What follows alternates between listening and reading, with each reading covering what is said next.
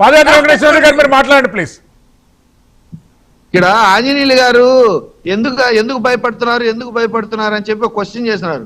ఎందుకు కూటమి ప్రభుత్వం భయపడుతుందంటే ప్రతిపక్షంలో ఉండగా వాళ్ళు చెప్పినవన్నీ శుద్ధ అబద్ధాలు. వాళ్ళు చెప్పిన దాంట్లో వాస్తవం లేదు. చివరికి అసెంబ్లీలో చూపించిన వైట్ పేపర్ లో కూడా అది వైట్ పేపర్ అంతే, పేరుకి వైట్ పేపర్ అని చెప్పేసి శుద్ధ అబద్ధాలు అందులో రాసుకున్నారు.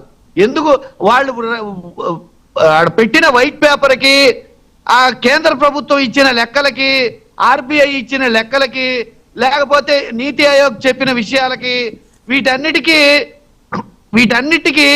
పొంతన లేదు.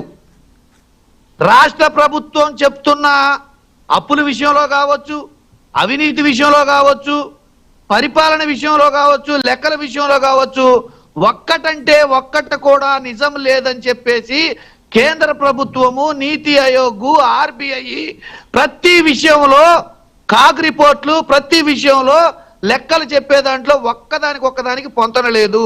వీళ్ళు చెప్పినవన్నీ అబద్ధాలు చెప్పి అధికారంలోకి వచ్చి, అభూత కల్పనలు చెప్పి అధికారంలోకి వచ్చి, ఇప్పుడు అజయ్ గారు అంటున్నారు నాగేశ్వరికి ఏ సోర్స్ ఉండి చెప్పాడో చెప్పాలని.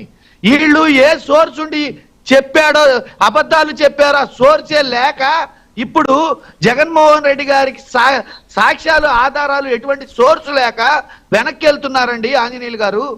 మీకు అది అర్థమైందో లేదో, వాళ్ళు చెప్పినవన్నీ శుద్ధాబద్ధాలని వాళ్ళకి తెలుసు. ఏ సోర్సు లేకుండా మాట్లాడారన్న విషయం వాళ్ళకి తెలుసు. వాళ్ళకి తెలిసి వాళ్ళు ఇప్పుడు మాట్లాడుతున్నారు.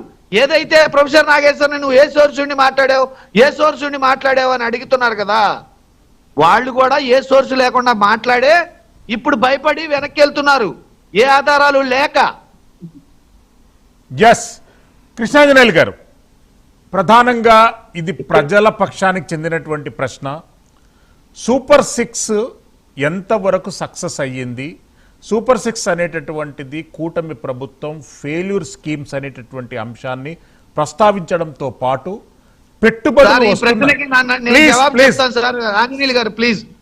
ఈ ప్రశ్నకి నేను జవాబు చెప్తాను సార్. మిమ్మల్ని కూడా తీసుకుంటాను. కృష్ణాంజనేయులు గారు, వీటితో పాటు పెట్టుబడులు అధిక మొత్తంలో వస్తున్నాయని చెప్తున్నారు.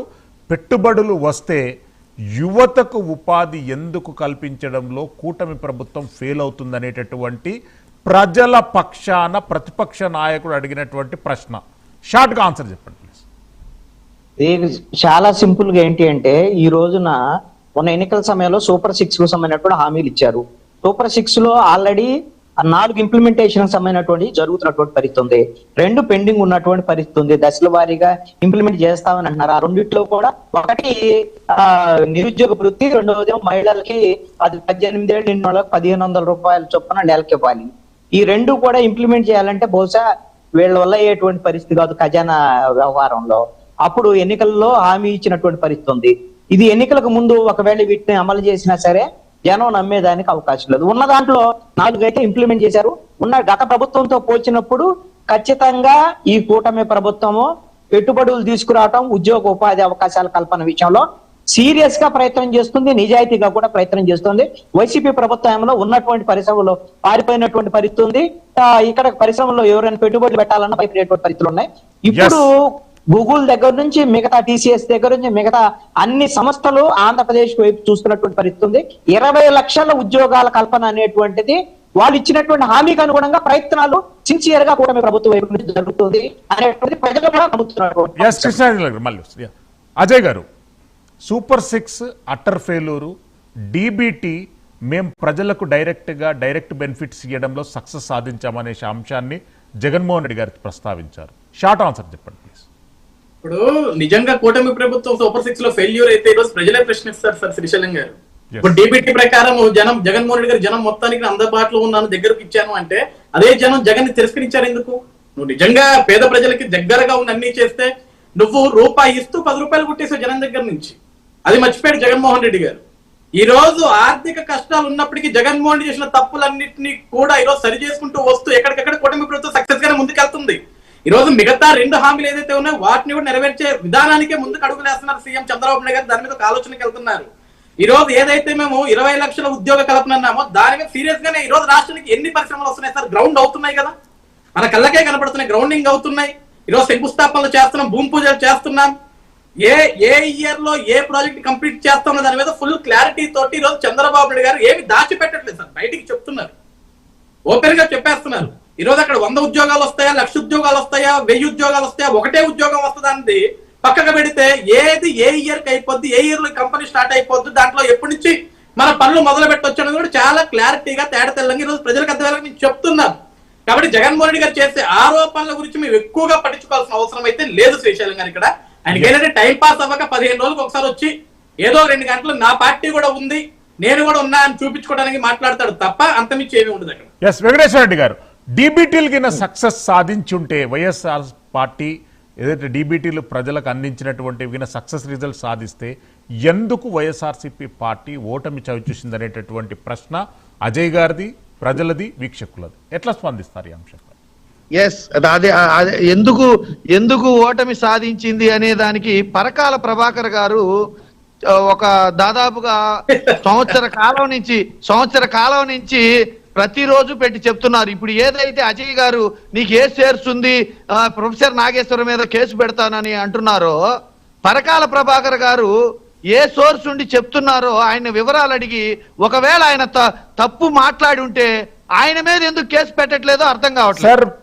సబ్జెక్ట్ డిబేట్ అవుతుంది ప్లీజ్. వెంకటేశ్వర రెడ్డి గారు సబ్జెక్ట్ డిబేట్ అవుతుంది ప్లీజ్.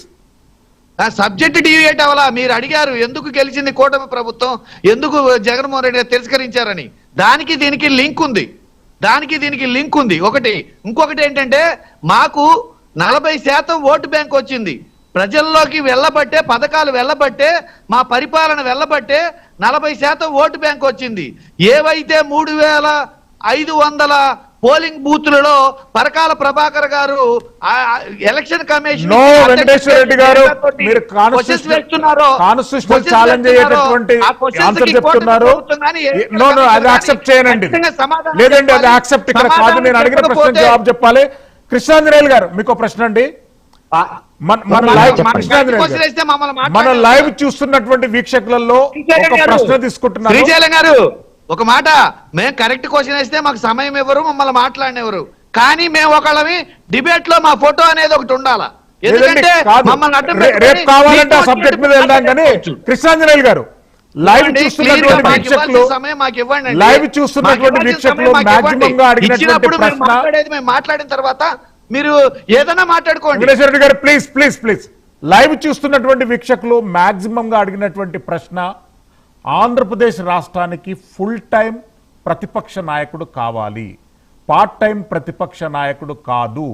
బెంగళూరు నుండి అప్పుడప్పుడు వచ్చి ప్రజలను ప్రశ్నించి రాజకీయాలను అభివృద్ధిని తప్పుదో పట్టిస్తున్నారనేటటువంటి అంశాన్ని వీక్షకులు అడిగారు క్వశ్చన్లో. షార్ట్ ఆన్సర్ చెప్పండి. వాస్తవం అండి, ఇది ప్రేక్షకులు కాదు, ఆంధ్రప్రదేశ్ ప్రజలందరూ కూడా వాస్తవ రాజకీయాలన్నింటినీ గమనిస్తున్నారు. వైఎస్ఆర్ కాంగ్రెస్ పార్టీ కూడా ఆలోచించుకోవాలి, వాళ్ళ అధినాయకుడు కూడా ఆలోచించుకోవాలి. ప్రజలతో మమేకం కాకుండా, ప్రజల సమస్యల మీద మాట్లాడకుండా, పోట్లాడకుండా, పోరాడకుండా, ప్రజల తరపున నిలబడకుండా ఎట్టి పరిస్థితుల్లో భవిష్యత్తులో వైఎస్ఆర్ కాంగ్రెస్ పార్టీకి ఆంధ్రప్రదేశ్ లో ప్రజల నుంచి మద్దతు ఉండదు. ఈ విషయం గుర్తుపెట్టుకోవాలి. ఇప్పుడు కూడా ఆత్మవంచన చేసుకునేటువంటి విధంగా ప్రజలు చెప్పండి తీర్పు ఏదైతే ఉందో ఆ తీర్పుని ఈ రోజున అంగీకరించకుండా, పునరాలోచించుకొని, సమీక్ష చేసుకోకుండా, ప్రజల దగ్గరికి వెళ్ళి జరిగినటువంటి పొరపాట్లు మళ్ళీ జరగవని చెప్పకుండా మళ్ళీ వైఎస్ఆర్ కాంగ్రెస్ పార్టీకి ఏ విధంగా ప్రజలు అవకాశం ఇస్తారు? 40% ఓట్లు వచ్చినాయి, 40% ఓట్లు వచ్చినాయి చెప్పుకుంటున్నారు కదా, ఆ 40% ఓట్లు కూడా ఈ రోజు వైఎస్ఆర్ కాంగ్రెస్ పార్టీ. కృష్ణాంజనేయులు గారు, అజయ్ గారికి, వెంకటేశ్వర రెడ్డి గారికి ధన్యవాదాలు తెలియజేస్తున్నాం. ఏది ఏమైనా కానీ ఆంధ్రప్రదేశ్ రాష్ట్ర ప్రజలు ఫుల్ టైం